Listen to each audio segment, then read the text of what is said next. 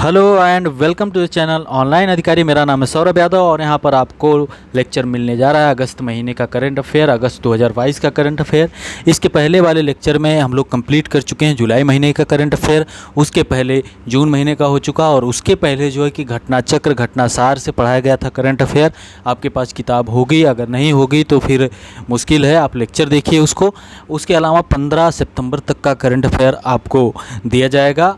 अगला लेक्चर वही संभवतः हो सकता है या फिर एक लेक्चर दिया जाएगा जिसमें पिछले 4-5 महीनों का करंट अफेयर जो महत्वपूर्ण है उसका एक लेक्चर दे दिया जाएगा। ठीक है, बाकी सौरभ ऑफिशियल टेलीग्राम की लिंक आपको डिस्क्रिप्शन में दी गई, उसको ज्वाइन करिए। रेगुलर क्विज हो या फिर जो मेंस आंसर राइटिंग के क्वेश्चन दिए जाते हैं, रेगुलर अपडेट्स उस पर आपको प्रोवाइड कर दी जाती है। किसी भी लेक्चर से रिलेटेड अपडेट आपको दे दी जाती है। तो चलिए शुरू करते हैं। पहला करंट अफेयर यहाँ पर पहला करंट अफेयर है भारत के 14वें उपराष्ट्रपति। तो 14वें नंबर के उपराष्ट्रपति बन गए हैं जगदीप धनखड़ जी। जगदीप धनखड़ जी बन गए हैं 14वें नंबर के उपराष्ट्रपति। तो बताइएगा भारत की राष्ट्रपति जो बनी है, राष्ट्रपति जो बनी हैं श्रीमती द्रौपदी मुर्मू जी। तो आप लोग कमेंट करिएगा वो कौन से नंबर की हैं, ज़रूर कमेंट करिएगा। तो 14वें उपराष्ट्रपति बन चुके हैं जगदीप धनखड़। ओके, जगदीप धनखड़। उन्होंने संयुक्त विपक्षी उम्मीदवार मार्गरेट अल्वा को पराजित किया। मार्गरेट अल्वा अब यहाँ पर विपक्षी थे, यानी इनके अपोजिट में जिन्होंने चुनाव लड़ा था वो थी मार्गरेट अल्वा। इसी प्रकार से राष्ट्रपति का चुनाव हुआ था तो विपक्ष में कौन उनके उठे थे चुनाव में। ठीक है, तो ये आप लोग कमेंट करिएगा। जगदीप धनखड़ को राष्ट्रपति द्वारा 11 अगस्त को पद की शपथ दिलाई गई। जगदीप धनखड़ उपराष्ट्रपति चुनाव 2022 के लिए नामांकित होने से पहले पश्चिम बंगाल के राज्यपाल के रूप में कार्यरत थे और अक्सर यह न्यूज में रहा करते थे, आपको पता ही होगा। एक सेकंड। भारतीय संविधान के अनुच्छेद 63 में उपराष्ट्रपति के पद का उल्लेख किया गया है और यह उपराष्ट्रपति जो भी होते हैं भारत के एक्स ऑफिशियो चेयरमैन बन जाते हैं किसके, राज्यसभा। एक्स ऑफिशियो चेयरमैन बन जाते हैं किसके, राज्यसभा के, आपको पता ही होगा। चलिए आगे बढ़ते हैं। चिनाब नदी पर बना दुनिया का सबसे ऊंचा रेलवे पुल तो किस नदी पर बना है? ये पुल न्यूज़ में था, आपने देखा होगा। तो चिनाब नदी पर बना, चिनाब नदी। तो बताइएगा कि सिंधु नदी में सबसे बड़ी ट्रिब्यूटरी कौन सी है? झेलम, चिनाब, रावी, ब्यास, सतलज में कौन सी सबसे बड़ी ट्रिब्यूटरी है, सबसे बड़ी सहायक नदी है? ओके, कमेंट जरूर करिएगा। तो 13 अगस्त 2022 को चिनाब नदी पर दुनिया के सबसे ऊंचे रेलवे पुल का उद्घाटन किया गया। यह ब्रिज फ्रांस के एफिल टावर से भी 35 मीटर ऊंचा है। एफिल टावर आप जानते हैं फ्रांस का, उससे भी 35 मीटर ऊंचा है। चिनाब नदी का उद्गम बारालाचा दर्रे के निकट से होता है। इस नदी की लंबाई 1180 किलोमीटर है। ओके, चलिए अगला है मंथन मंच आयोजित किया गया था। तो मंथन मंच किस लिए आयोजित किया गया था उसको देखते हैं। 16 अगस्त 2022 को भारत सरकार ने देश में प्रौद्योगिकी आधारित सामाजिक प्रभाव, नवाचारों और समाधान को लागू करने के लिए प्रौद्योगिकी आधारित सामाजिक प्रभाव, नवाचारों और समाधानों को लागू करने के लिए उद्योग एवं अनुसंधान संस्थानों के बीच सहयोग बढ़ाने के लिए मंथन मंच का अनावरण किया। ठीक है, भारत सरकार ने देश में प्रौद्योगिकी आधारित सामाजिक प्रभाव, नवाचारों और समाधानों को, नवाचार क्या, इनोवेशन, ओके, और समाधानों को लागू करने के लिए उद्योग एवं अनुसंधान संस्थानों के बीच सहयोग बढ़ाने के लिए मंथन मंच का अनावरण किया। मंथन मंच भारत में विज्ञान प्रौद्योगिकी आधारित सामाजिक प्रभाव, नवाचार एवं संसाधनों के परिदृश्य को संभावित रूप से बदला जा सकता है। मंथन मंच का उद्देश्य भारत के स्थिरता लक्ष्यों को पूरा करने में मदद करने के लिए उद्योग और वैज्ञानिक अनुसंधान एवं विकास, पारिस्थितिकी तंत्र के बीच बड़े पैमाने पर सहयोग को बढ़ावा देना है। इस मंथन मंच का मेन उद्देश्य यही है। ठीक है, चलिए अगला करंट अफेयर देखते हैं। 17वां प्रवासी भारतीय दिवस इंदौर में आयोजित होगा, यानी इंदौर मध्य प्रदेश में आयोजित होगा, जो प्रतिवर्ष 9 जनवरी को, प्रतिवर्ष नहीं 2003 में या 2003 से मनाया जा रहा है। 9 जनवरी 1915 के दिन महात्मा गांधी जी दक्षिण अफ्रीका से भारत लौटे थे। जब दक्षिण अफ्रीका से 9 जनवरी को भारत आए और यह 2003 से भारत में मनाया जा रहा है। ओके, प्रवासी भारतीय दिवस सम्मेलन का आयोजन विदेश मंत्रालय द्वारा किया जाता है। ये भी याद रखिए, विदेश मंत्रालय द्वारा यह किया जाता है। ओके। और यह प्रति 2 वर्ष पर मनाया जाता है, और 2 वर्ष पर प्रति 2 वर्ष पर एक बार मनाया जाता है। यह कब से लागू हुआ? आपने यहाँ देखा कि 2003 से मनाया जाता है, लेकिन 2 वर्ष में एक बार यह मनाया जाएगा। यह कब से लागू हुआ ये कमेंट करिएगा। 9 जनवरी को यह मनाया जाता है, ठीक है। 17वां प्रवासी भारतीय दिवस इंदौर में 2023 में आयोजित होगा, ओके। चलिए, मिथिला मखाना को भौगोलिक संकेतक का दर्जा दिया गया। मिथिला मखाना को भौगोलिक संकेतक का दर्जा दिया गया, यानी जीआई टैग दे दिया गया। ये मखाना जो आपको दिख रहा है ना, आपने देखा होगा, आपने खाया भी होगा, कभी खीर वगैरह खाए होंगे तो ज़रूर उसमें इसको आप लोग यूज किए होंगे।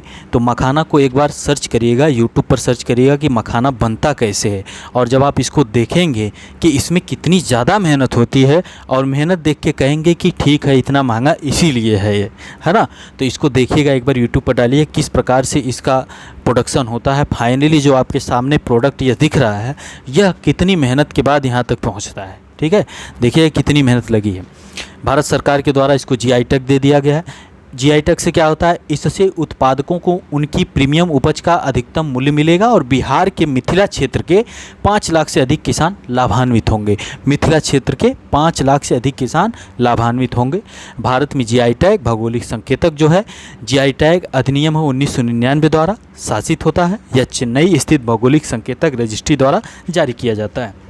एक बार किसी उत्पाद को यह टैग मिल जाने के बाद कोई भी व्यक्ति या कंपनी उस नाम से मिलती जुलती वस्तु नहीं बेच सकती।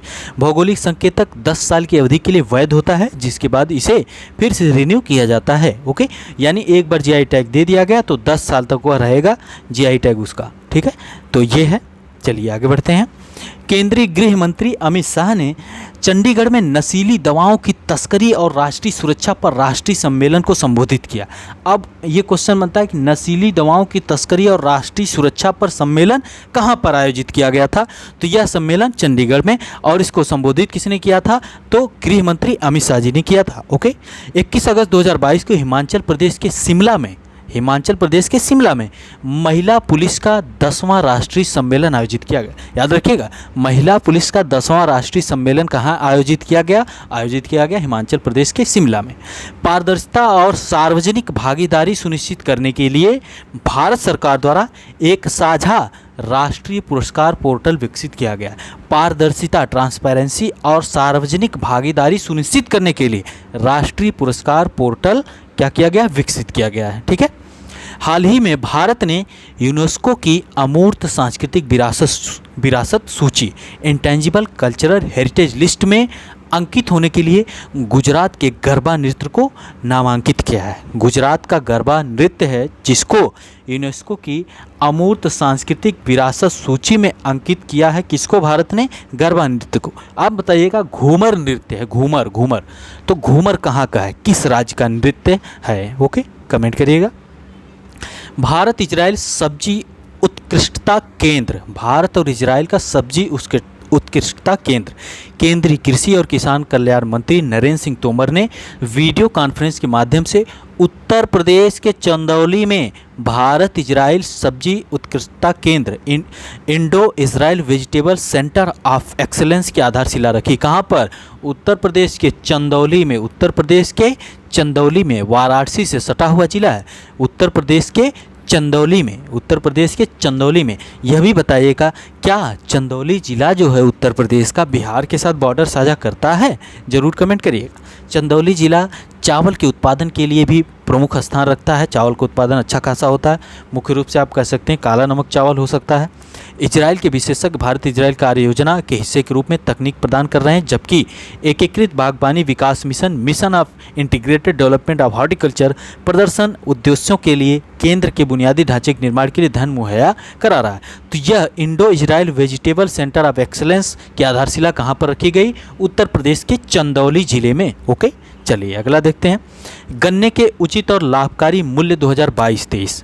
देखिए, cabinet committee on economic affairs जो है गन्ने के उचित मूल्य को निर्धारित करती है, और 2022-23 के लिए इस कमेटी ने गन्ने के लिए एमएसपी नहीं होता है, एफआरपी होता है, फेयर एंड रिम्यूनरेटिव प्राइस, जो कितना निर्धारित कर दिया गया है, 305 रुपये प्रति क्विंटल, 305 रुपये प्रति क्विंटल निर्धारित किया गया है cabinet committee on economic affairs के द्वारा। एफआरपी गन्ने के लिए 2022-23 के लिए 305 रुपये। ओके, ठीक है, गन्ना आपने देखा ही होगा, जानते ही होंगे गन्ने को।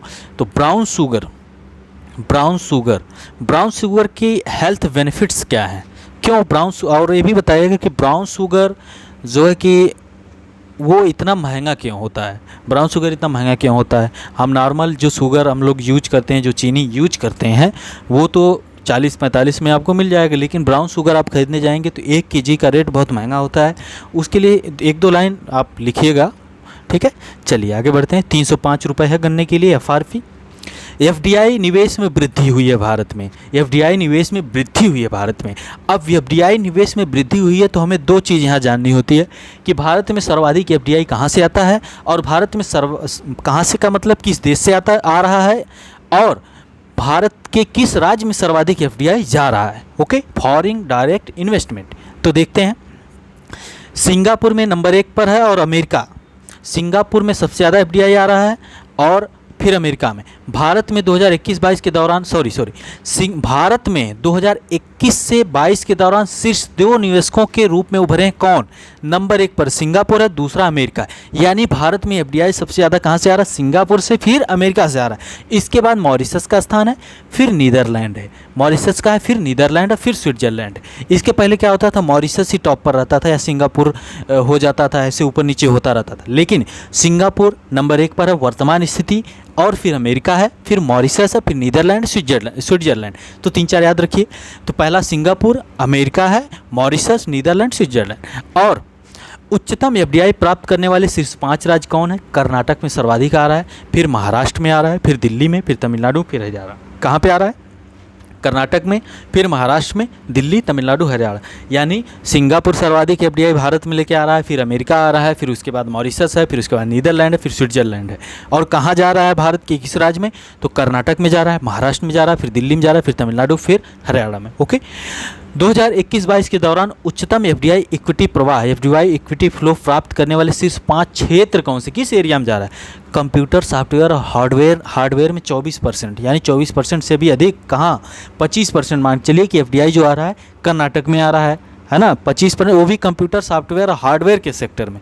और कर्नाटक में जानते हैं सिलिकॉन सिटी बोला जाता है भारत की बेंगलुरु को। ओके, तो कंप्यूटर, सॉफ्टवेयर वगैरह में आ रहा है, फिर सर्विस सेक्टर में आ रहा है, फिर ऑटोमोबाइल उद्योग में आ रहा है, फिर ट्रेडिंग में आ रहा है, वगैरह वगैरह ऐसे है। ओके, तो याद रखिएगा इतनी चीज़ें, ठीक है। अगला करंट अफेयर देखते हैं। 75 रामसर स्थल भारत में हो गए हैं। कितने रामसर स्थल हो गए, रामसर साइट्स कितनी हो गई है, आपको पता ही है कि 2 फरवरी को प्रतिवर्ष वर्ल्ड वेटलैंड डे सेलिब्रेट किया जाता है। और रामसर कन्वेंशन के अंदर रामसर साइट्स जो हैं उत्तर प्रदेश में सर्वाधिक 10 हैं। यूपीपीसीएस वगैरह क्वेश्चन पूछ भी चुका है। और वर्तमान स्थिति पूरे भारत की बताएं तो 75 रामसर साइट्स हो चुके हैं भारत में। कितने, 75। 13 अगस्त 2022 को ये हो गया। ओके, तो टोटल संख्या 75 हो गई है। इससे पूर्व 3 अगस्त 2022 को 10 आर्द्रभूमि स्थल जोड़े गए थे और अब संख्या 75 हो गई है। तो अब इसको याद करना थोड़ा सा टफ हो गया है कि कौन सा किस राज्य में है, तो थोड़ा सा टफ हो गया। और यूपीएससी हो सकता है इस पर ध्यान दिए बैठा हो, आंख लगा के बैठा हो कि अब इसको तो ज़रूर पूछेंगे। यूपीएससी 1-2 क्वेश्चन ज़रूर पूछता है इससे रिलेटेड, जैसे नेशनल पार्क हो गया, वाइल्ड लाइफ सेंचुरी हो गई, इन सब से रिलेटेड ज़रूर पूछता है। अब वो रामसर साइट्स पूछेगा क्योंकि अब इनकी संख्या हो गई, वो लोगों को फंसा सकता है अच्छे तरीके से, तो ये पूछा जा सकता है। तो अभी जो हुए हैं 4 तमिलनाडु में, 3 उड़ीसा में, 2 जम्मू कश्मीर में, 1 एमपी में और महाराष्ट्र में, ठीक है। तो टोटल हो गए। और 2022 में 22 स्थल जोड़े गए हैं, वेटलैंड 22 वेटलैंड्स जो रामसर साइट्स में ऐड कर दिए गए, ठीक है। तो टोटल संख्या 75 हो चुकी है। चलिए आगे बढ़ते हैं। पेट कोक, अगला करंट अफेयर है पेट कोक। क्या होता है पेट कोक, अब पहले देख लें। भारतीय कंपनियां जो हैं पहली बार वेनेजुएला से मरकैबो झील, बताइएगा आप कहाँ पर है, मरकैबो लेक, मरकैबो झील कहाँ पर है, कमेंट करिएगा। कुछ ही लोगों के कमेंट आते हैं, आप लोग कमेंट जरूर किया करिए। वेनेजुएला से भारी मात्रा में पेट्रोलियम कोया पेटकोक का आयात कर रही हैं। वेनेजुएला से भारतीय कंपनियां क्यों आयात कर रही हैं, देखते हैं। पेट्रोलियम कोक या पेटकोक तेल शोधन प्रक्रिया का एक उपोत्पाद है। तेल शोधन जब होता है तो उसका एक उपोत्पाद वहाँ से निकल कर आता है। पेटकोक कार्बन का एक असाधारण रूप से प्रदूषणकारी रूप है जो कई देशों में इसकी गंभीर विषाक्तता के कारण प्रतिबंधित है। बहुत ज़्यादा इससे प्रदूषण होता है इसलिए बैन है। लेकिन भारत की कुछ कंपनियां जो हैं इसको खरीद रही हैं, कहाँ से लेके आ रही हैं? वेनेजुएला से खरीद के ला रही हैं, वेनेजुएला से। तो बताइएगा आप लोग मरकैबो झील कहाँ पर है? ठीक है, भारत में सीमेंट, स्टील और टेक्सटाइल जैसे कई विनिर्माण यानी मैन्युफैक्चरिंग उद्योगों में पेट कोक का प्रचुर मात्रा में उपयोग किया जाता है। पेट कोक में 90% से अधिक कार्बन होता है और 5 से 10% अधिक कार्बन डाइऑक्साइड उत्सर्जित करता है, यानी 90% से अधिक कार्बन होता है। तो ये सामने आपको जो दिख रहा है यही है पेट कोक, है ना, यही पेट कोक है। तो वेनेजुएला से भारतीय कंपनियां खरीद रही हैं। ओके, ठीक है, चलिए आगे बढ़ते हैं। दही हांडी को आधिकारिक खेल के रूप में मान्यता दे दी गई है।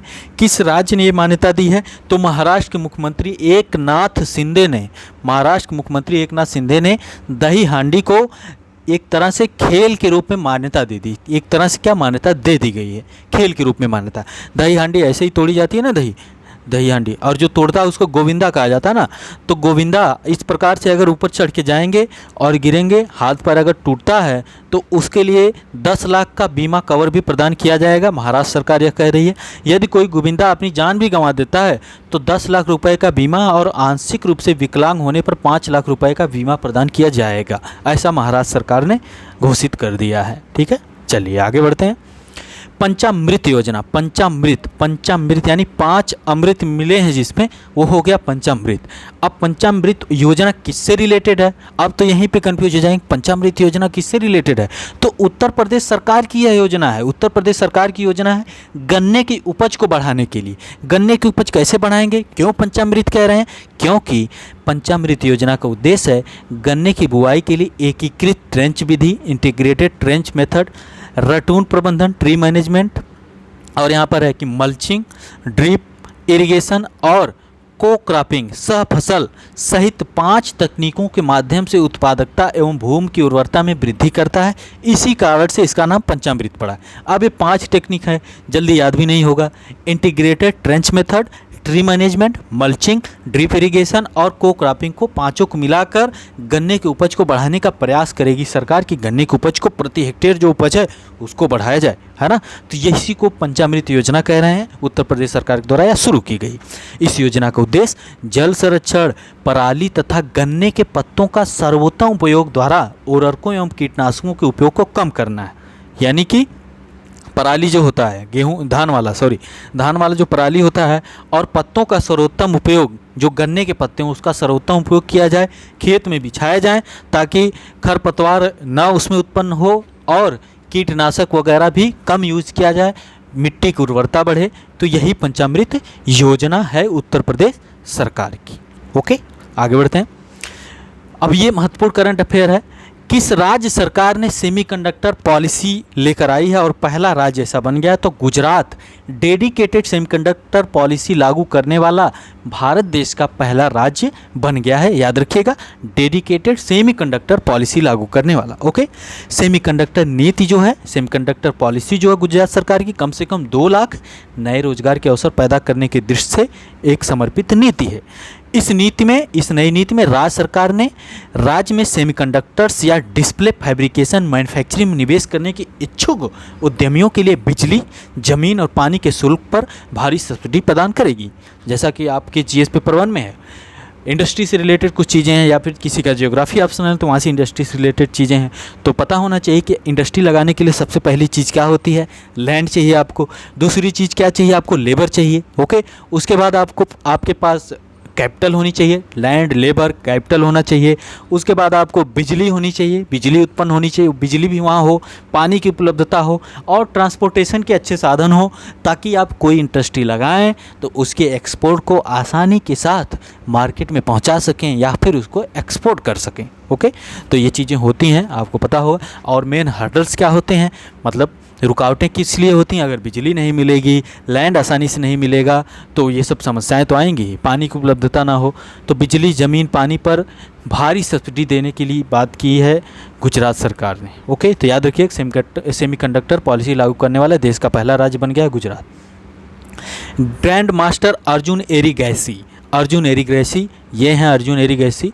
यूएई यानी यूनाइटेड अरब इमिरेट्स, संयुक्त अरब अमीरात की राजधानी आबू धाबी में आयोजित 28वें मास्टर्स शतरंज टूर्नामेंट में भारतीय ग्रैंड मास्टर अर्जुन एरिगैसी ने 9वें और अंतिम दौर में स्पेन के डेविड एंटोन गुइजारो को पराजित कर शतरंज टूर्नामेंट जीत लिया है। यानी शतरंज टूर्नामेंट इन्होंने जीता। यह 28वां मास्टर्स शतरंज टूर्नामेंट जो था, मास्टर्स शतरंज टूर्नामेंट जो था, इसको इन्होंने जीता है। इनका नाम है अर्जुन एरिगैसी। यूएई अभी न्यूज में था, वहाँ पर एशिया कप 2022 वहीं पर खेला जा रहा था, जिसको श्रीलंका ने जीत लिया। श्रीलंका ने पाकिस्तान को हराकर एशिया कप 2022 का खिताब अपने नाम कर लिया। तो आप कमेंट करिएगा कि भारत एशिया कप कितनी बार जीता है, भारत एशिया कप कितनी बार जीता है, कमेंट जरूर करिएगा। चलिए आगे बढ़ते हैं। मनोज प्रभाकर हैं, भारतीय क्रिकेटर थे, पूर्व क्रिकेटर थे, तेज गेंदबाज थे। वैसे हमारे ज़माने में, यानी हमारे आपके ज़माने में नहीं थे। तो इनको क्या बनाया गया है, मुख्य कोच बना दिया गया है।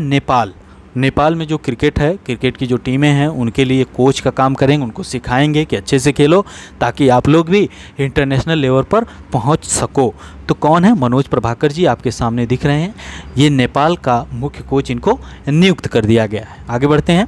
प्रणव वेंकटेश ये बाबू हैं, प्रणव वेंकटेश। 7 अगस्त 2022 को शतरंज के खिलाड़ी प्रणव वेंकटेश ने रोमानिया में आयोजित लिम्पेडिया ओपन को जीतकर भारत के 75वें ग्रैंड मास्टर बन गए। लिम्पेडिया ओपन इन्होंने जीता और 75वें ग्रैंड मास्टर बन गए हैं। ओके, ठीक है, चलिए आगे बढ़ते हैं। और जानते हैं आप कि शतरंज का खेल भारत में महाभारत काल से ही, महाभारत में भी आपने देखा होगा, है ना, समझ रहे हैं ना भांजे। चलिए आगे बढ़ते हैं।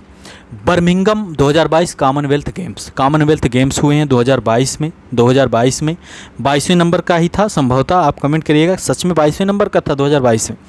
तो बर्मिंघम में राष्ट्रमंडल खेल कॉमनवेल्थ गेम्स खेले गए और इसका शुभंकर जो था उसका नाम था पेरी। क्या था, पेरी था। कभी कभी क्वेश्चन पूछ दिया जाता है कि पेरी शुभंकर क्या था कॉमनवेल्थ गेम्स का, तो आप बताइएगा। ठीक है, भारत जो है इस गेम में, इस कॉमनवेल्थ गेम्स में कितने मेडल जीते हैं, तो भारत जो है चौथे नंबर पे था और टोटल 61 मेडल जीते हैं, जिसमें से 22 गोल्ड थे, 16 सिल्वर थे, 23 ब्रोंज थे।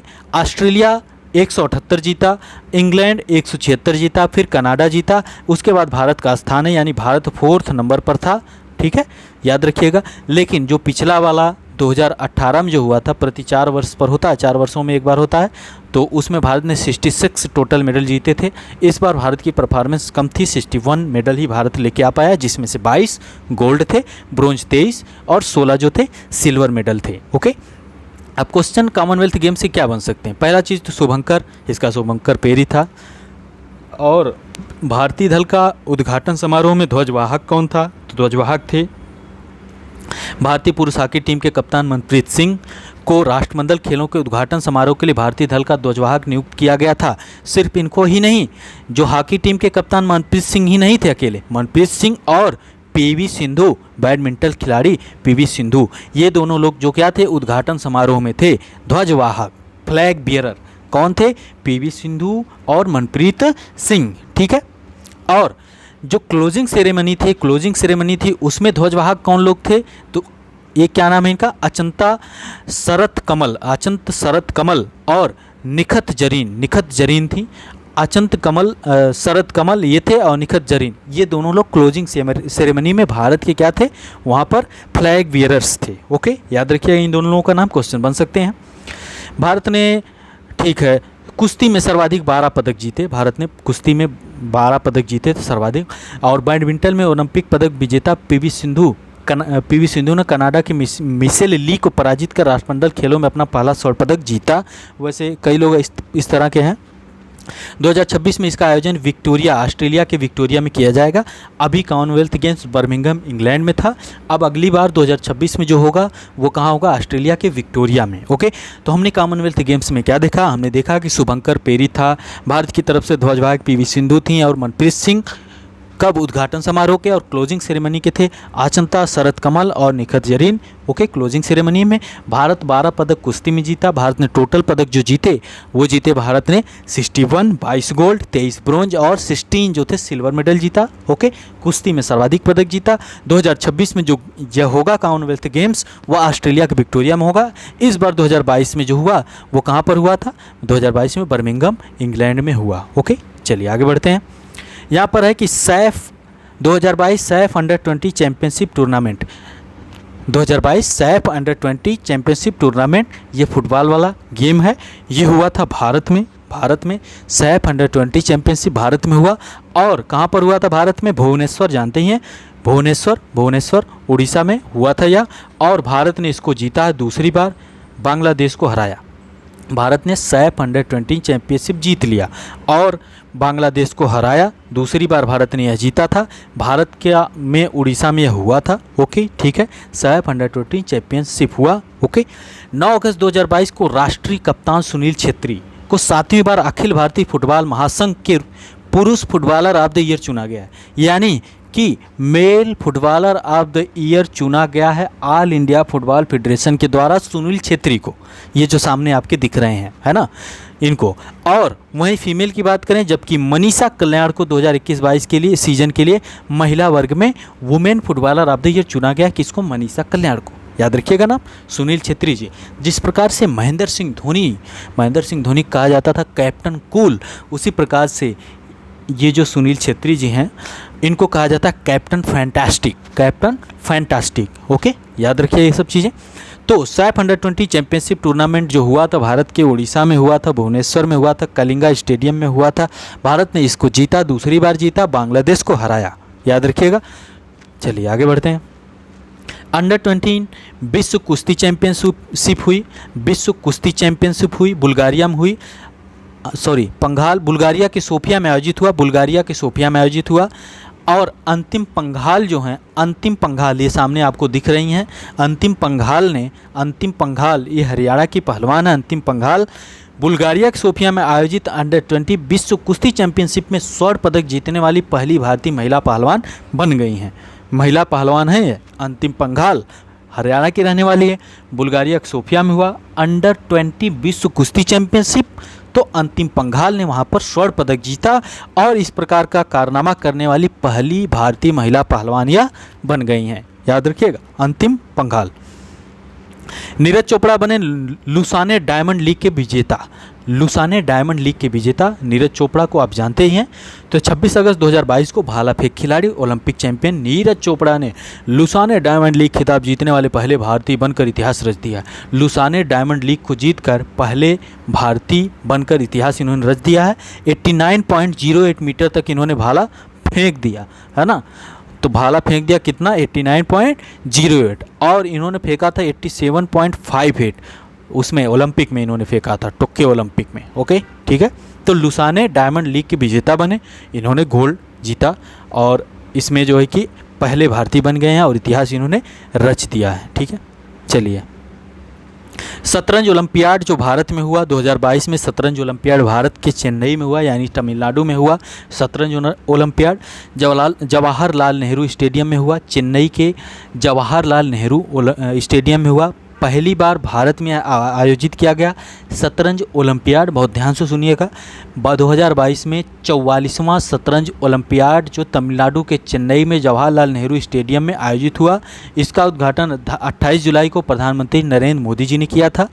समापन समारोह की अध्यक्षता तमिलनाडु के मुख्यमंत्री M.K. स्टालिन ने किया।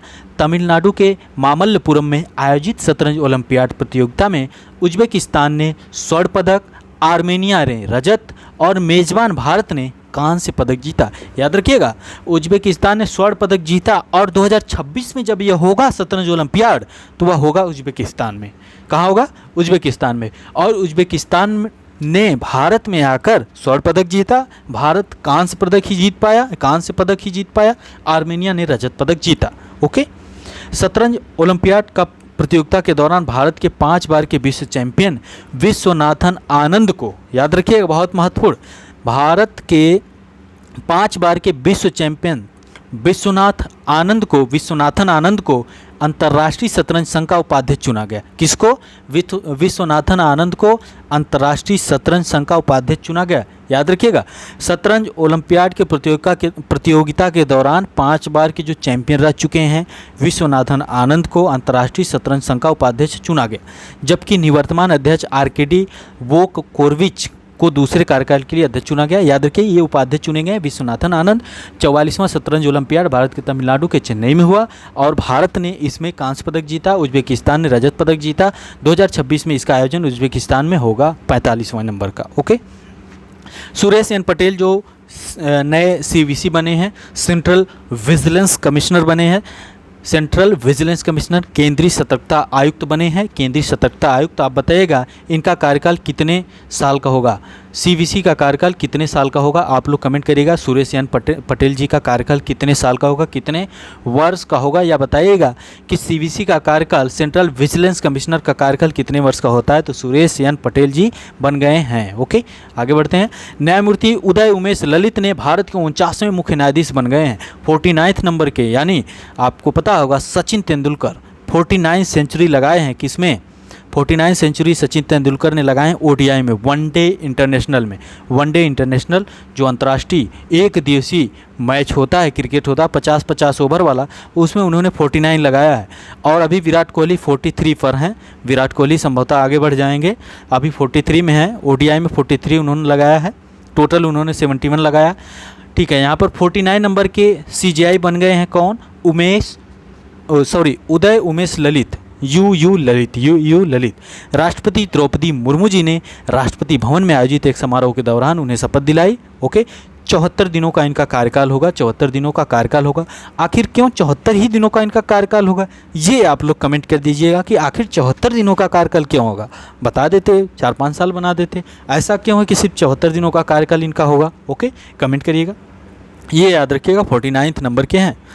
आगे बढ़ते हैं। अब्दुल गफ्फार नाडियावाला, ये बड़े फेमस थे। अब्दुल गफ्फार नाडियावाला, समझ रहे बाबू भैया, है ना, श्याम। तो ये बाबू भैया जो मूवी बनी थी, बाबू भैया कह रहे हैं हेरा फेरी, आज भी फेमस है, आज भी लोग कॉमेडी देखते रहते हैं। इसके निर्माता यही थे। वयोवृद्ध फिल्म निर्माता अब्दुल गफ्फार नाडियावाला का 91 वर्ष की अवस्था में निधन हो गया। अब्दुल गफ्फार नाडियावाला को 1965 की फिल्म महाभारत और 2000 के दशक में हेरा फेरी और वेलकम जैसी हिट कॉमेडी सहित 50 से अधिक फिल्मों का निर्माण करने के लिए जाना जाता है ना। तो अब्दुल गफ्फार नाडियावाला। ओके, समर बनर्जी बड़े फेमस थे। समर बनर्जी 20 अगस्त 2022 को बदरू के नाम से मशहूर भारतीय फुटबॉल टीम के पूर्व कप्तान समर बनर्जी को उनका कोलकाता में निधन हो गया। 92 वर्ष के थे। समर बनर्जी ने 1956 में मेलबर्न ओलंपिक में भारत को चौथे स्थान पर इन्होंने पहुंचाया था। ये हैं समर बनर्जी, आपको दिख रहे हैं। इनका 92 ईयर्स की एज में निधन हो गया। समर बनर्जी 1952 और 1959 के बीच प्रतिष्ठित क्लब मोहन बागान के लिए भी खेले थे। बहुत प्रतिष्ठित क्लब है मोहन बागान, सर्च करिएगा गूगल पर, थोड़ा सा पढ़िएगा इसके बारे में। 2017 में पश्चिम बंगाल सरकार ने बदरू बनर्जी को लाइफ टाइम अचीवमेंट अवार्ड से सम्मानित किया था और 2009 में मोहन बागान रत्न से भी इन्हें सम्मानित किया गया था। समर बनर्जी याद रखिएगा, फुटबॉल खिलाड़ी थे और भारतीय फुटबॉल टीम के कप्तान भी रह चुके थे। राकेश झुनझुनवाला, इनका निधन हो गया। 62 वर्ष की आयु में इनका निधन हो गया 14 अगस्त को। इन्हें अक्सर भारत के वॉरेन बफेट और भारतीय बाज़ारों के लिए बिग बुल के रूप में जाना जाता है। भारतीय बाज़ारों के बिग बुल के रूप में जाना जाता था इनको। राकेश झुनझुनवाला द्वारा समर्थित कम लागत वाली वाहक आकाशा एयर का उद्घाटन 7 अगस्त 2022 को हुआ, है ना। ये आकाशा एयर भारत की एक और एयरलाइन जो है, भारत में प्राइवेट एयरलाइन जो आकाशा एयर इन्होंने शुरू की थी, लेकिन 7 अगस्त को इसका इन्होंने उद्घाटन किया और 14 अगस्त को इनका निधन हो गया। झुनझुनवाला 2021 में भारत के 36वें अमीर व्यक्ति और 2022 में दुनिया के 438वें सबसे अमीर व्यक्ति थे। राकेश झुनझुनवाला ने 1985 में महज 5,000 रुपये के साथ शेयर बाज़ार में कदम रखा था।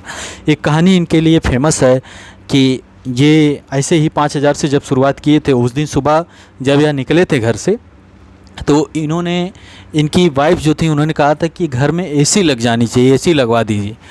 जब 5,000 रुपये लेकर यह निकले, शेयर मार्केट इन्होंने लगाया, शाम तक इनका 5,000 से 5 करोड़ तक पहुंच चुका था और शाम को इन्होंने अपने घर में AC लगवा ली थी। तो इस प्रकार का कुछ इनका ऐसी कहानी इनके लिए फेमस है और इन्होंने ये खुद बोला है। तो ये हैं राकेश झुनझुनवाला जिनका निधन हो गया, आकाशा एयर। और आज की डेट है कि अडानी जो हैं वो सेकंड नंबर के all over world second number के अमीर बन चुके हैं। ओके, ठीक है। चलिए, 13वां भारतीय फिल्म पुरस्कार दिया गया, भारतीय फिल्म पुरस्कार दिया गया है। 13वें भारतीय फिल्म महोत्सव में सर्वश्रेष्ठ फिल्म का पुरस्कार 83 यानी 1983 में भारत ने जो वर्ल्ड कप जीता, 1983 में। 2003 में भारत फाइनल में था लेकिन भारत हार गया था ऑस्ट्रेलिया से। 2007 में भारत क्वालिफाई ही नहीं कर पाया था। 2011 में भारत वर्ल्ड कप जीता था जो भारत में हुआ था, इंडिया में आयोजित हुआ था। 2015 में भारत फिर हार गया था 2015 में। 2019 में भारत फिर हार गया। 2 ही वर्ल्ड कप भारत में आए हैं जो 50-50 ओवर वाले, है ना, 50-50। ओके, और T20 वर्ल्ड कप जल्दी होने वाले हैं, अक्टूबर महीने में होने वाले हैं। तो 1983 उसी वर्ल्ड कप पे बनी मूवी है। उसी फिल्म को सर्वश्रेष्ठ फिल्म का पुरस्कार दिया गया है और फिल्म के लिए रणवीर सिंह को 83 फिल्म के लिए सर्वश्रेष्ठ अभिनेता का पुरस्कार जीता इन्होंने। अभी हाल ही में बड़े फेमस थे कुछ फोटोशूट को लेकर। सुजीत सरकार ने सरदार उधम और अपर्णा सेन द रेपिस्ट के लिए सर्वश्रेष्ठ निर्देशक पुरस्कार जीता और सर्वश्रेष्ठ अभिनेत्री का पुरस्कार जीती हैं शेफाली शाह, बहुत अच्छी एक्ट्रेस हैं शेफाली शाह। सर्वश्रेष्ठ अभिनेत्री का इन्होंने पुरस्कार जीता है, याद रखिएगा। तो सर्वश्रेष्ठ फिल्म 83, सर्वश्रेष्ठ अभिनेता रणवीर सिंह, ओके, और सर्वश्रेष्ठ निर्देशक की बात करें सरदार उधम के लिए अपर्णा सेन, सुजीत सरकार ने, और अपर्णा सेन ने द रेपिस्ट के लिए शेफाली जो हैं ये इन्होंने क्या जीता है, शेफाली शाह है ना, इन्होंने जीता बेस्ट एक्ट्रेस का अवार्ड। ओके, फ्रांस का सर्वोच्च नागरिक पुरस्कार दिया गया शशि थरूर जी को, कांग्रेस के वरिष्ठ नेता हैं शशि थरूर, इनको दिया गया है कहाँ का, फ्रांस सरकार का सर्वोच्च नागरिक पुरस्कार। क्या नाम है इसका, सेविलियर डे ला लीजियन दी होनूर, सेविलियर ले डा लीजियन दी होनूर प्रदान किया गया है, फ्रांस का सर्वोच्च नागरिक पुरस्कार। इन्होंने एक पुस्तक भी लिखी है, why I am a Hindu. उन्हें यह सम्मान 2021 में फ्रेंच में भाषण दिए जाने के कारण दिया गया है। ओके, याद रखिएगा। आगे बढ़ते हैं। यूनेस्को शांति पुरस्कार 2022 एंजेला मर्केल को दिया गया है, पूर्व जर्मन चांसलर थी। यूनेस्को शांति पुरस्कार दिया गया एंजेला मर्केल को, है ना, पूर्व जर्मन चांसलर थी, उनको दिया गया। शरणार्थियों का स्वागत करने के लिए उनके प्रयासों के लिए 2022 यूनेस्को शांति पुरस्कार से उन्हें सम्मानित किया गया। ओके, तो ये हैं आपको सामने दिख रही हैं एंजेला मर्केल जी। आगे बढ़ते हैं। विनबैक्स सैन्य अभ्यास, विनबैक्स नाम से दिख रहा है आपको, वी से वियतनाम, VI से हो गया, IN से हो गया इंडिया, यानी वियतनाम और इंडिया का जो सैन्य अभ्यास 2022 है ये हुआ है। कहाँ पर हुआ, हरियाणा के चंडी मंदिर में आयोजित किया गया, चंडी मंदिर में आयोजित किया गया। कौन सा, विनबैक्स सैन्य अभ्यास 1 से 20 अगस्त तक आयोजित हुआ। विनबैक्स 2022 भारत में आयोजित हुआ, हरियाणा में आयोजित हुआ। यह अभ्यास 2019 में वियतनाम में पहले किए गए द्विपक्षीय अभ्यास की अगली कड़ी है तथा भारत और वियतनाम के बीच द्विपक्षीय संबंधों को मजबूत करने में एक प्रमुख मील का पत्थर है। विनबैक्स का अगला संस्करण 2023 में वियतनाम में आयोजित किया जाएगा। अभी 2022 में कहाँ आयोजित हुआ, हरियाणा में आयोजित हुआ, भारत और वियतनाम के बीच विनबैक्स। ओके, अल नजाह 4 सैन्य अभ्यास, अल नजाह 4 सैन्य अभ्यास भारतीय सेना और ओमान की शाही सेना, ओमान भारत की सेना और ओमान की शाही सेना की टुकड़ियों के बीच हुआ।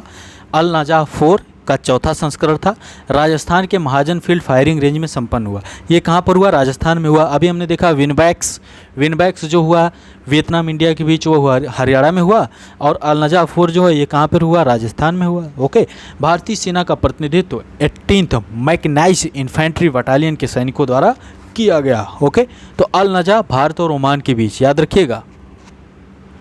राष्ट्रीय हथकरघा दिवस, नेशनल हैंडलूम डे, राष्ट्रीय है 7 अगस्त को। इसकी थीम क्या है, हैंडलूम एन इंडियन लेगेसी, हथकरघा एक भारतीय विरासत इसकी थीम है।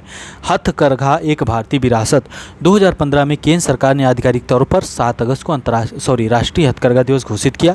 2022 8वां संस्करण था इसका, 8वां राष्ट्रीय हथकरघा दिवस है, 2015 से शुरू किया गया है और यह 8वां था 2022 में। इसकी थीम है handloom an Indian legacy. Okay, handloom हथकरघा, हाथ से जो काम किया जाता है, जैसे यहाँ पर देखिए चल रही है मशीन, मतलब हाथ से कर रहे हैं, मशीन नहीं चल रही, हाथ से ही कपड़े की बुनाई चल रही।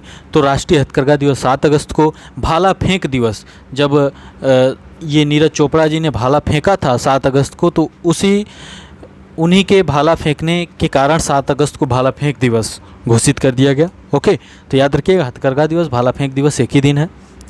विश्व शेर दिवस, वर्ल्ड लॉयन डे, ठीक है। लॉयन डे की थीम मिली नहीं, आपको मिल जाए तो ज़रूर कमेंट करिएगा।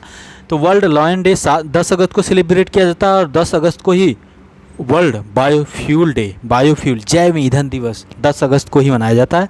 और जैव ईंधन दिवस की थीम है biofuels for sustainability and rural income, biofuels for sustainability and rural income. World biofuel day, विश्व शेर दिवस, दोनों 10 अगस्त को। आपको पता है world tiger day, tiger day कब मनाया जाता है? वर्ल्ड टाइगर डे कब सेलिब्रेट किया जाता है? याद हो तो कमेंट कर दीजिएगा। और भारत में चीता भारत में लाए जा रहे हैं, पालकुरकुनो वाइल्ड लाइफ सेंचुरी में ये रखे जाएंगे, मध्य प्रदेश के, है ना, वहाँ पर लाए जाएंगे। 8 चीता लाए जा रहे हैं, नामीबिया से लेकर आए जा रहे हैं। और भारत में चीता 1952 में एक्सटिंक्ट हो गया था, आखिरी चीता 1948 में भारत में मर गया था। ओके, अंतर्राष्ट्रीय युवा दिवस 12 अगस्त को सेलिब्रेट किया जाता है। 12 अगस्त को थीम क्या है? Intergenerational solidarity creating a world for all age, अंतर पीढ़ीगत एकजुटता, सभी उम्र के लिए एक दुनिया बनाना। तो intergenerational solidarity creating a world for all ages. Okay, ठीक है। तो बताइएगा राष्ट्रीय युवा दिवस कब सेलिब्रेट किया जाता है? राष्ट्रीय युवा दिवस किस डेट को सेलिब्रेट किया जाता है? कमेंट करिएगा, बहुत कम लोगों को कमेंट आते हैं, कमेंट करिएगा। बाकी सौरभ ऑफिशियल टेलीग्राम को ज्वाइन कर लीजिए आप लोग। ओके, आगे कुछ करंट अफेयर हैं। जिम्बाब्वे ने देश की अस्थिर मुद्रा को और मुद्रास्फीति को कम करने के लिए जिम्बाब्वे देश ने क्या किया है? जिम्बाब्वे देश ने क्या किया? जनता को बेचे जाने वाले सोने के सिक्के लॉन्च किए हैं। अस्थिर मुद्रा को और मुद्रास्फीति को कम करने के लिए जनता को बेचे जाने वाले सोने के सिक्के लॉन्च किए हैं। तो किस देश ने? जिम्बाब्वे। जिम्बाब्वे की राजधानी क्या है? हरारे, है ना। जिम्बाब्वे की एक टीम होती थी क्रिकेट में, अभी भी है, शायद होनी चाहिए टीमें। अगला करंट अफेयर है, भारतीय स्टेट बैंक 2 वर्षों के लिए बांग्लादेश में भारतीय वीज़ा आवेदन केंद्र का प्रबंधन करेगा।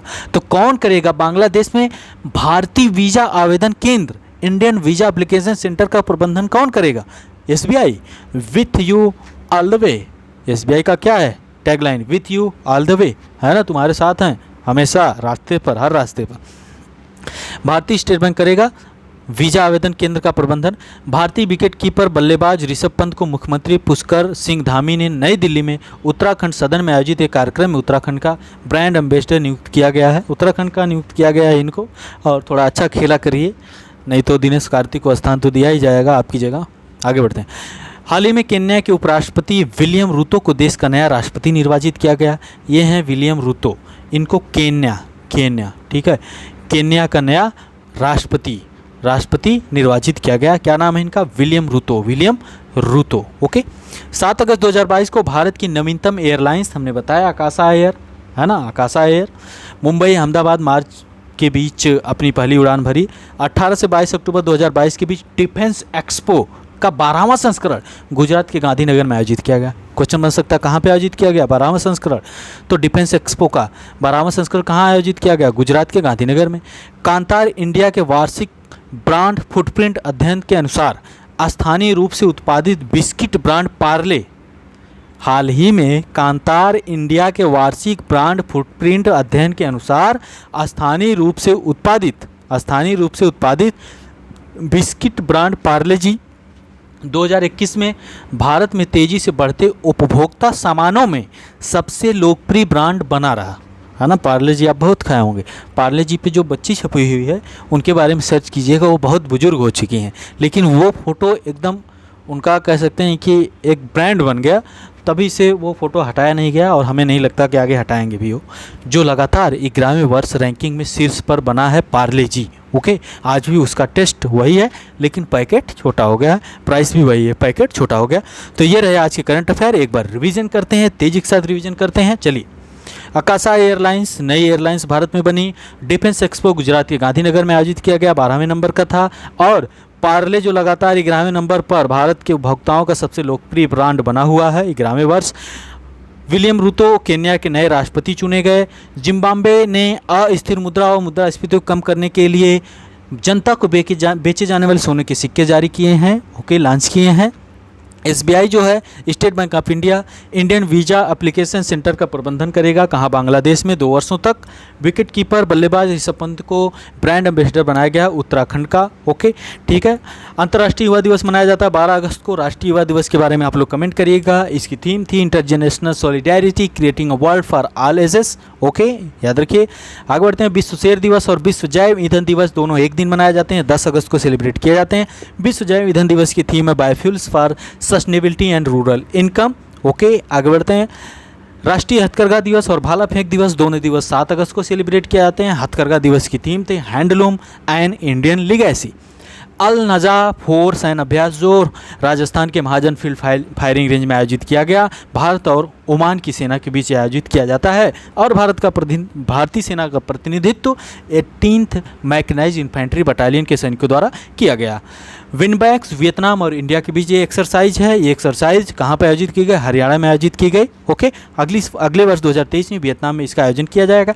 यूनेस्को शांति पुरस्कार से सम्मानित किया गया है किसको? एंजेला मर्केल को।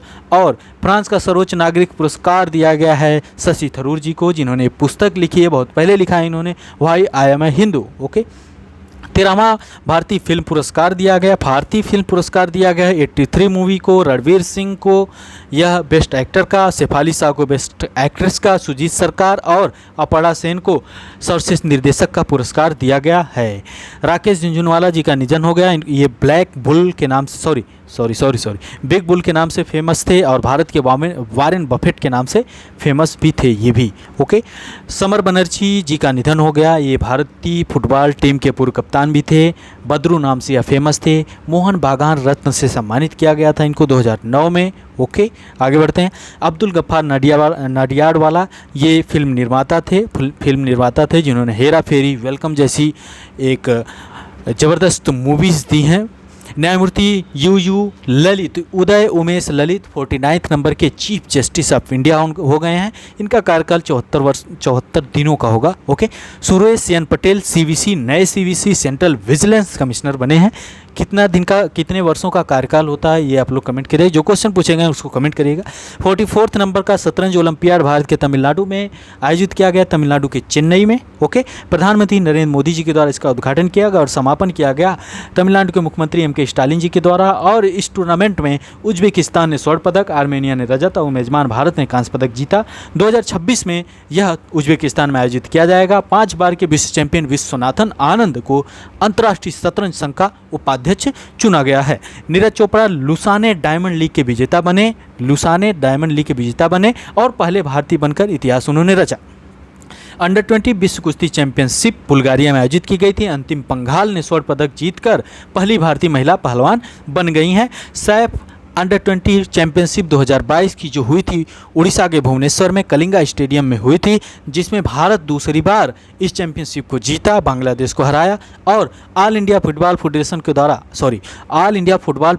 द्वारा फुटबॉलर ऑफ द ईयर का पुरस्कार सुनील छेत्री को दिया गया, जिनको कैप्टन फैंटास्टिक के नाम से जाना जाता है। MS धोनी को कैप्टन कूल के नाम से जाना जाता था। मनीषा कल्याण को women footballer of the year का पुरस्कार दिया गया है। ओके, और कॉमनवेल्थ गेम्स बर्मिंघम में 2022 का कॉमनवेल्थ गेम्स बर्मिंघम में आयोजित किए गए 22वें नंबर का संभवतः यह गेम था।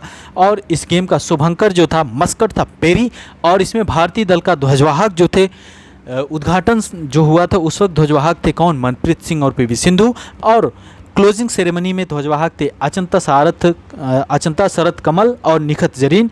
भारत ने टोटल 61 पदक जीते, जिसमें 22 गोल्ड हैं, 23 आपको ब्रोंज मिलेंगे और 16 आपको सिल्वर मेडल। ओके, अगला राष्ट्रमंडल खेल 2026 में ऑस्ट्रेलिया के विक्टोरिया में आयोजित किया जाएगा और भारत ने 12 पदक कुश्ती में जीते, यानी सर्वाधिक कुश्ती में जीते हैं। कितने? 12 पदक जीते हैं। नंबर 1 पर देश था ऑस्ट्रेलिया ने 178 जीता। भारत चौथे नंबर पर था कॉमनवेल्थ गेम्स में। प्रणव वेंकटेश रोमानिया में आयोजित लिम्पेडिया ओपन को जीतकर भारत के 75वें ग्रैंड मास्टर बन गए हैं। कौन? प्रणव वेंकटेश। मनोज प्रभाकर भारतीय टीम के पूर्व गेंदबाज थे, तेज गेंदबाज थे। मनोज प्रभाकर को नेपाल का मुख्य कोच नियुक्त किया गया है। अर्जुन एरिगैसी इन्होंने 28वें मास्टर्स शतरंज टूर्नामेंट जो UAE में आयोजित किया गया था उसको जीत लिया है। ओके। और गुजरात में सेमीकंडक्टर, गुजरात देश का पहला राज्य बन गया जिसने सेमीकंडक्टर पॉलिसी लागू की है, गुजरात। पंचामृत योजना उत्तर प्रदेश सरकार के द्वारा लाई गई, गन्ने की उपज को बढ़ाने के लिए, प्रति हेक्टेयर उपज को बढ़ाने के लिए, ओके, पंचामृत योजना। दही हांडी को आधिकारिक खेल के रूप में मान्यता दे दी है महाराष्ट्र सरकार ने, दही हांडी, ओके। पेट कोक जो होता है, भारत की कुछ कंपनियां जो पेट कोक वेनेजुएला से खरीद कर ला रही हैं। आपसे जो क्वेश्चन पूछा गया है मरकैबो लेक के बारे में अच्छे से सर्च करिएगा, उसके बारे में 2-3 लाइन लिख दीजिएगा।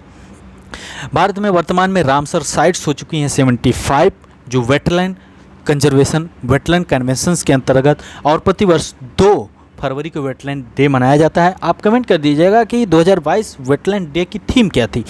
भारत में वर्तमान में 75 वेटलैंड्स जो रामसर साइट्स में हो चुके हैं। एफडीआई में वृद्धि हुई है भारत में सर्वाधिक एफडीआई सिंगापुर से आ रहा है, फिर अमेरिका से आ रहा है, तीसरे नंबर पर मॉरिशस और नीदरलैंड है, फिर स्विट्जरलैंड है, ओके। और भारत में सर्वाधिक एफडीआई कर्नाटक में आ रहा है। राज्यों की बात करें तो कर्नाटक में सर्वाधिक, फिर महाराष्ट्र में, फिर दिल्ली में, फिर तमिलनाडु, फिर हरियाणा, ओके। और सर्वाधिक किस सेक्टर में आ रहा है तो कंप्यूटर सॉफ्टवेयर और हार्डवेयर के सेक्टर में, फिर सर्विस सेक्टर में, फिर ऑटोमोबाइल उद्योग, फिर ट्रेडिंग वगैरह में आ रहा है, ओके। गन्ने का उचित और लाभकारी मूल्य 2022-23 के लिए cabinet committee on economic affairs उसने निर्धारित कर दिया है। एफआरपी गन्ने के लिए कितना, 305 रुपये प्रति क्विंटल, ओके। भारत इजराइल सब्जी उत्कृष्टता केंद्र कहाँ पर बन रहा है, Indo Israel vegetable centre of excellence कहाँ पर, उत्तर प्रदेश के चंदौली में, अमित शाह जी केंद्रीय गृह मंत्री ने नशीली दवाओं की तस्करी और राष्ट्रीय सुरक्षा, एक सम्मेलन हुआ कहाँ पर, चंडीगढ़ में हुआ, जिसको गृह मंत्री अमित शाह जी ने संबोधित किया। हिमाचल प्रदेश के शिमला में महिला पुलिस का 10वां राष्ट्रीय सम्मेलन आयोजित किया गया, ओके। राष्ट्रीय पुरस्कार पोर्टल विकसित किया गया, किस लिए, पारदर्शिता और सार्वजनिक भागीदारी सुनिश्चित करने के लिए भारत सरकार द्वारा राष्ट्रीय पुरस्कार पोर्टल क्या किया गया, विकसित किया गया है। इंटेंजिबल कल्चरल हेरिटेज लिस्ट में अंकित होने के लिए गुजरात के गरबा नृत्य को भारत सरकार ने यूनेस्को के लिए अंकित किया है, ओके, ठीक है। मिथिला मखाना को जीआई टैग दिया गया। मिथिला मखाना को 17वां प्रवासी भारतीय दिवस इंदौर में आयोजित किया जाएगा 2023 में। मंथन मंच क्यों आयोजित किया जा रहा है, मंथन मंच क्या है, भारत सरकार ने देश में प्रौद्योगिकी आधारित सामाजिक प्रभाव, नवाचारों इनोवेशन और समाधानों को लागू करने के लिए उद्योग एवं अनुसंधान संस्थानों के बीच सहयोग बढ़ाने के लिए मंथन मंच का अनावरण किया है। चिनाब नदी पर दुनिया का सबसे ऊंचा रेलवे पुल बना है चिनाब नदी पर, और यह आईफिल टावर से 35 मीटर ऊंचा है, ओके। भारत के 14वें उपराष्ट्रपति बने कौन, जगदीप धनखड़ जी। मार्गरेट अल्वा जो कि अपोजिट में उनके थी, 14वें नंबर किया उपराष्ट्रपति बने हैं। और उपराष्ट्रपति जो होता है एक्स ऑफिशियो चेयरमैन होता है राज्यसभा का, यानी राज्यसभा का सभापति बन जाता है, जैसे ही राष्ट्रपति निर्वाचित होता है राज्यसभा का सभापति बन जाता है, ओके, ठीक है। तो ये रहे अगस्त महीने करंट अफेयर। बाकी आपको लेक्चर कैसा लगा कमेंट जरूर करिएगा, जो क्वेश्चन पूछेंगे वो बताइएगा। सौरभ ऑफिशियल टेलीग्राम की लिंक डिस्क्रिप्शन में दी गई, उसको ज्वाइन करिए, क्विज में पार्टिसिपेट करिए, रेगुलर आंसर राइटिंग में भी पार्टिसिपेट करिए। आपकी कॉपी चेक की जाती है, जो लोग आंसर राइटिंग लिख कर भेजते हैं उनकी कॉपी चेक की जाती है। नहीं विश्वास हो तो उनसे पूछ लीजिए, ओके। तो चलिए मिलते हैं आपसे अगले किसी लेक्चर में। बहुत बहुत धन्यवाद।